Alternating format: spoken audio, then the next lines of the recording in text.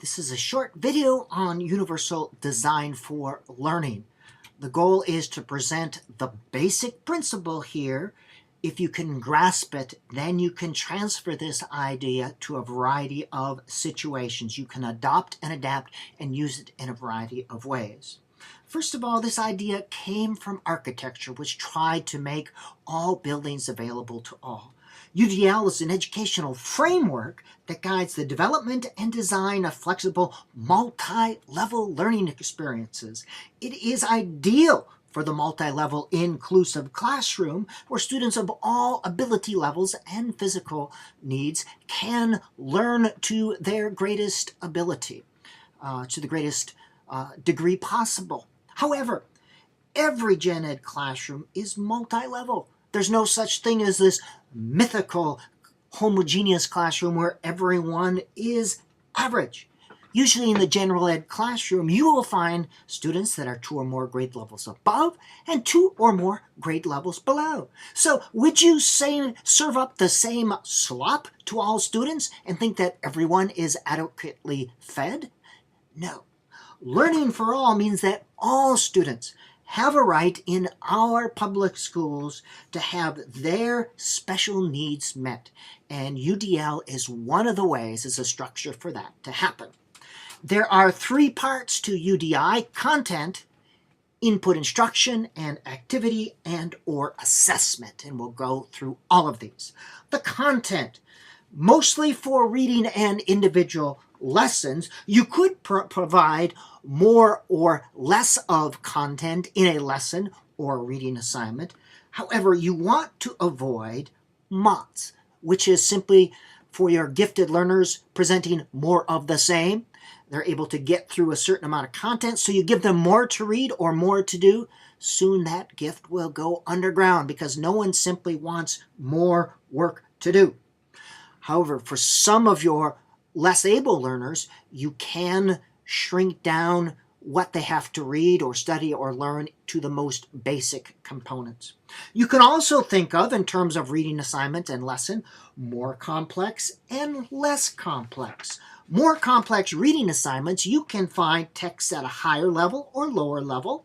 You can find textbooks, journal articles, or even websites for higher or lower level types of reading assignments. Sometimes for our lower level readers, we have to rewrite the information that they are having assigned to read. Compact and differentiation, that goes under content as well as instruction. Here, students are able to have a compacted experience. They are able to preview an upcoming unit, study it, and test out. If they meet a criterion score, then they are able to have a differentiated experience, usually an independent or small group activity of some sort. So these are ways to make content multi-level. Instruction or input is how that information is provided, how the information is given, or how students assimilate the information. The same lesson can be given to all students if you are giving a lesson, but you use outlines or graphic organizers or semantic maps, or make it more visual for all students to be able to assimilate the content. Do a Google search on visual learning programs and you'll see some of these. Another way is to provide students with guided notes or structured notes. This is an outline of your lecture or lesson beforehand with plenty of spaces that shows the structure, and then students can write the notes in as you go along. This can be done for a lesson or for reading expository text.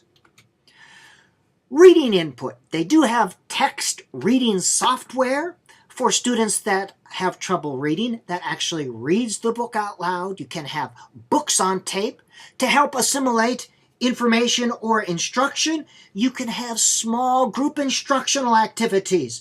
And I won't go into these right now, but this enables students to have social interaction as part of their learning and helps in the assimilation.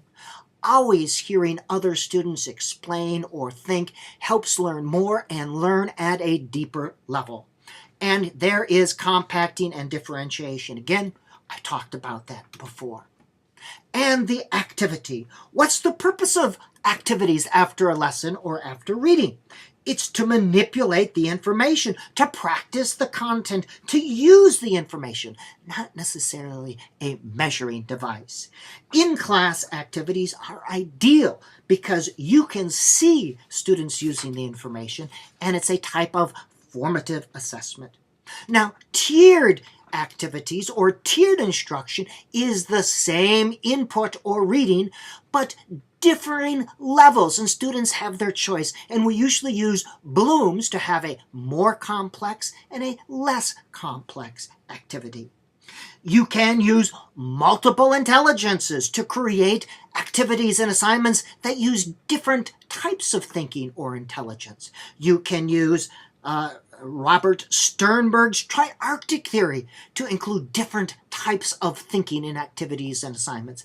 And you can use my thinking skills. These are found on my website there if you're looking for ideas for Sternberg, Gardner, and my thinking skills as well as Bloom's. Also, creative open-ended activities. These are great for learners at all levels. You can stop this and look at these individually if you want, but students can take these as far or as not far as they want. And then assessment. We want students to demonstrate their learning somehow. We can use products and performances, a more authentic type of assessment or direct assessment. We don't always have to use standardized tests or study sheets. Products or performances. We can then use some sort of rubrics or checklists if we want to assess. Here's a checklist. This was an independent study or investigation. We list the criteria and then we rate the criteria. If we need some numbers, we got some numbers to crunch. I like the I learn statement. This gives me a sense of how the student is processing the information. Remember, the goal is for students to demonstrate their knowledge that they have learned. This gives me a much better sense of what students have learned and how they are processing it. These are some basic ideas on universal design for learning. Once you understand this basic idea, you can adopt and adapt. Visit my website. I will have some resources there.